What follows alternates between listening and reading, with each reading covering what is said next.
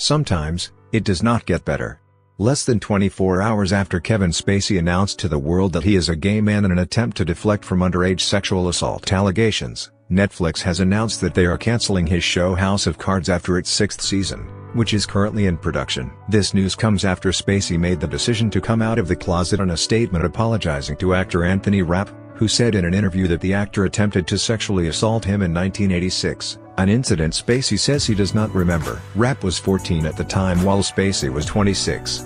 Media Rights Capital, who produces House of Cards, and Netflix released a joint statement on Monday saying they are deeply troubled by last night's news concerning Kevin Spacey, who as previously scheduled is not currently working on set. In response to last night's revelations, executives from both of our companies arrived in Baltimore this afternoon to meet with our cast and crew to ensure that they continue to feel safe and supported, said the two companies. The show's creator Beau Willimon also weighed in, saying, "Anthony Rapp's story is deeply troubling. During the time I worked with Kevin Spacey on House of Cards, I neither witnessed nor was aware of any inappropriate behavior on set or off." He went on to state, "That said, I take reports of such behavior seriously and this is no exception. I feel for Mr. Rapp and I support his courage."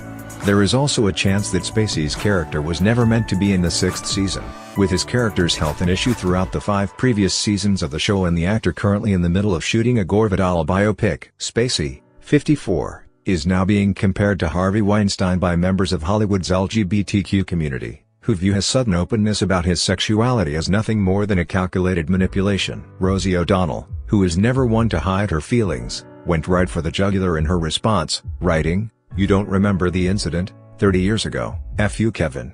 Like Harvey we all knew about you, I hope more men come forward." When someone asked O'Donnell does she know of any more Hollywood predators like Spacey and Weinstein, she responded, "Of creepy men in Hollywood. White guys in positions of power?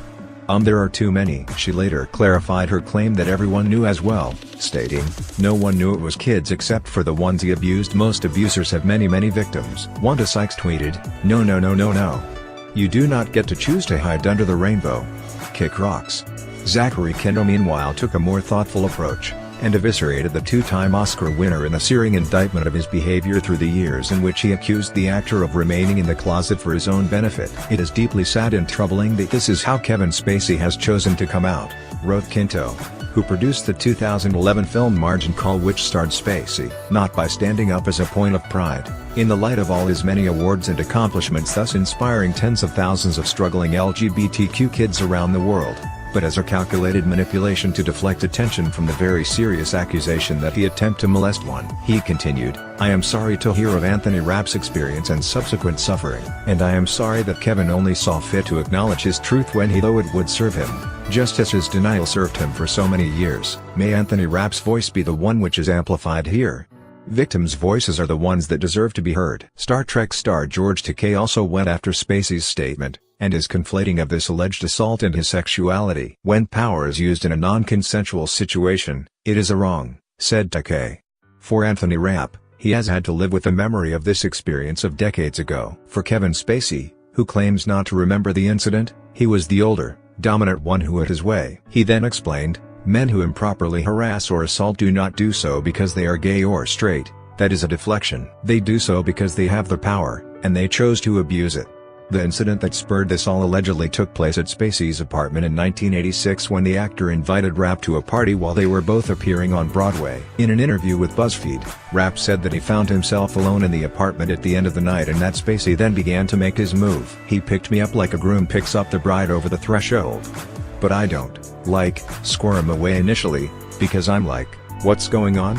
And then he lays down on top of me," said Rapp, who detailed being pressed up against the bed before being able to squirm away and ultimately leave the house without being assaulted by Spacey. At the time, Spacey was just at the start of his illustrious professional career, having been selected by Jack Lemmon personally to star alongside him in the Broadway run of Eugene O'Neill's Long Day's Journey into Night. That same year, he also scored his first big screen role with a cameo in the Nora Ephron comedy Heartburn. His brief part was that of a subway thief, whose failed attempt to steal the purse of the film's leading lady, played by Meryl Streep, is one of the more memorable parts of the movie. He would go on to win the Oscar for Best Supporting Actor in 1996 for The Usual Suspects and the Best Actor trophy in 2000 for American Beauty. There was talk of Spacey possibly scoring another nomination this year as well for his work in the beloved summer hit Baby Driver or the upcoming Getty biopic All the Money in the World. Spacey issued a statement soon after the BuzzFeed story was published on Sunday, which began with his claim that he did not recall this incident. "But if I did behave then as he describes, I owe him the sincerest apology for what would have been deeply inappropriate drunken behavior," wrote Spacey. "This story has encouraged me to address other things about my life. I know that there are other stories out there about me and that some have been fueled by the fact that I have been so protective of my privacy." He then went on to state, "I now choose to live as a gay man." This was a shocking statement from Spacey, who in 2010 said that being forced to reveal his sexuality was akin to being a bullied teen in an interview with the Daily Beast. "I think what we have seen in terms of gay teenagers committing suicide because of bullying is anguishing. I think young people, if they are feeling like they are confused, need to know that there are people to talk to and that there are places they can go and not feel alone," said Spacey. "But I feel that they have just as many rights as I do to not be bullied. And I don't understand people who say, well, this is a terrible thing that is happening to this young person whose life is being exposed, and then turn around and do it to another person. People have different reasons for the way they live their lives. You cannot put everyone's reasons in the same box." He then closed out his response by stating, "It's just a line I've never crossed and never will." That move caused a fast and furious backlash, with writer and actor Billy Eichner one of the first to respond, writing, "That Kevin Spacey statement, nope. Absolutely not. Nope."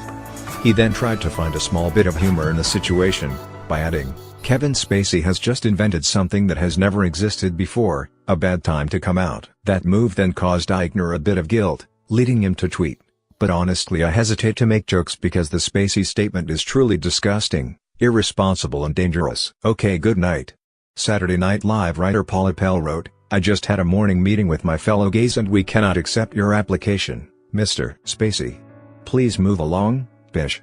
Others, like Modern Family star Jesse Tyler Ferguson, showed their love for Rapp rather than go after Spacey. "Anthony Rapp, you have always been one of my role models amongst the LGBTQ community. I am proud to know you.